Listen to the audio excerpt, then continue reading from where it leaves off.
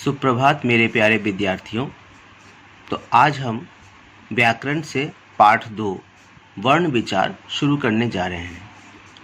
तो इसका पहला भाग हम शुरू करेंगे। बच्चों, जिस प्रकार एक एक तिनका जोड़कर घोंसला बनता है, उसी प्रकार ध्वनि से वर्ण, वर्णों से शब्द और शब्दों से वाक्य बनते हैं। वाक्यों से ही भाषा को आकार मिलता है। भाषा की सबसे छोटी इकाई वर्ण कहलाती है। हम जो कुछ भी बोलते हैं, उन ध्वनियों को लिखने के लिए कुछ चिन्हों को निश्चित किए गए हैं। ये चिन्ह ही वर्ण कहलाते हैं। इन्हें और तोड़ा नहीं जा सकता। जैसे उदाहरण देखो, उपहार और कोयल के हम टुकड़े करें तो क्या होगा? उ प्लस प प्लस अ प्लस ह प्लस आ प्लस र प्लस अ। कोयल क प्लस ओ प्लस य प्लस अ प्लस ल प्लस अ। अब इनसे अधिक इनके टुकड़े नहीं किए जा सकते। इन्हीं को वर्ण कहते हैं। तो बच्चों, ये जो तुमने देखा अभी, ये जो टुकड़े किए गए हैं इनको ही वर्ण कहते हैं। इन वर्णों के जुड़ने पर ही ये उपहार शब्द बना है। इन वर्णों के जुड़ने पर ही ये कोयल शब्द बना है। अतः हम कह सकते हैं कि भाषा की सबसे छोटी इकाई, जिसके और टुकड़े नहीं किए जा सकते, वर्ण कहलाती है। आगे हम देखते हैं वर्णमाला। वर्णों के व्यवस्थित समूह को वर्णमाला कहा जाता है। वर्णमाला को 2 भागों में बांटा जा सकता है, स्वर और व्यंजन। स्वर को हम पहले देख लेते हैं। वर्णमाला में 11 स्वर होते हैं। क्या क्या? अ, आ, छोटी ई, बड़ी ई, छोटा ऊ, बड़ा ऊ, री, छोटा ए, बड़ा ए, छोटा ओ, बड़ा ओ। तो बच्चों, यहाँ पर हमने 11 स्वर अभी पढ़े।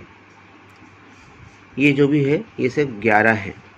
इनको आप लोगों को याद रखना है हमेशा। ये स्वर होते हैं। अब बच्चों, हम स्वर के प्रकार पढ़ेंगे।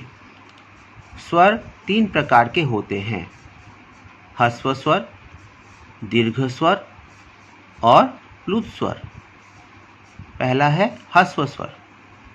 जिन स्वरों का उच्चारण करते समय कम समय लगता है, वो ह्रस्व स्वर कहलाते हैं।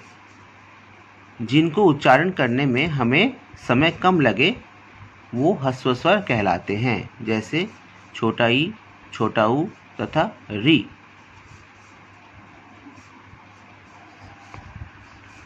और यहाँ पर भी है अ, छोटा ई, छोटा ऊ तथा री। ये चारों ह्रस्व स्वर हैं।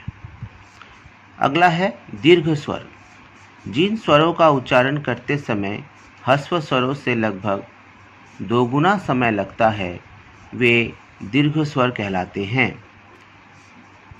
मतलब ह्रस्व स्वर से थोड़ा ज़्यादा समय लगता है, उनको दीर्घ स्वर कहते हैं। जैसे आ, बड़ी, बड़ा ऊ, छोटा ए, बड़ा ए, छोटा ओ तथा बड़ा ओ। ये 7 दीर्घ स्वर हैं। ये 7 स्वर क्या हैं? दीर्घ स्वर हैं। अगला प्लुत स्वर। जिन स्वरों के उच्चारण में ह्रस्व स्वरों से लगभग 3 गुना समय लगता है, वे प्लुत स्वर कहलाते हैं। जैसे ओम, हे राम आदि। तो ये होते हैं प्लुत स्वर, जिनको उच्चारण में और भी समय लगता है ह्रस्व और दीर्घ स्वर की तुलना में। तो बच्चों, हमने अभी स्वर के प्रकार पढ़ लिए। तो आज हम यहीं तक रखेंगे। इससे मैं कुछ प्रश्न आप लोगों से अभी पूछने जा रहा हूँ। आप लोग अपनी कॉपियाँ और कलम तैयार रखें और उनको लिख लें। तो बच्चों, मैंने यहाँ पे प्रश्न दे दिए हैं, तो आप लोग इसको लिखेंगे। पहला प्रश्न है, वर्ण किसे कहते हैं? दूसरा प्रश्न है, वर्णमाला किसे कहते हैं? तीसरा प्रश्न है, वर्णमाला को कितने भागों में बांटा जा सकता है? चौथा प्रश्न है, वर्णमाला में कितने स्वर होते हैं? और उसको लिखना भी है, जितने स्वर होते हैं उनको कॉपी में लिखना भी है। पांचवा प्रश्न है, स्वर के कितने प्रकार होते हैं? प्रत्येक का नाम भी लिखना है। स्वर के जितने भी प्रकार होते हैं उनके नाम आपको कॉपी में लिखने हैं। ठीक है बच्चों, तो आज इतना ही काम आपको करना है। ये सारे के सारे प्रश्न आप अपनी कॉपी में, हिंदी ग्रामर की कॉपी में करेंगे। तो आप लोग अच्छी तरह से इसको पढ़ें, इसको समझें, वीडियो को अच्छी तरह से देखें और सभी स्वस्थ रहें, सुरक्षित रहें। तब तक के लिए आप लोगों को बहुत बहुत शुभकामनाएं।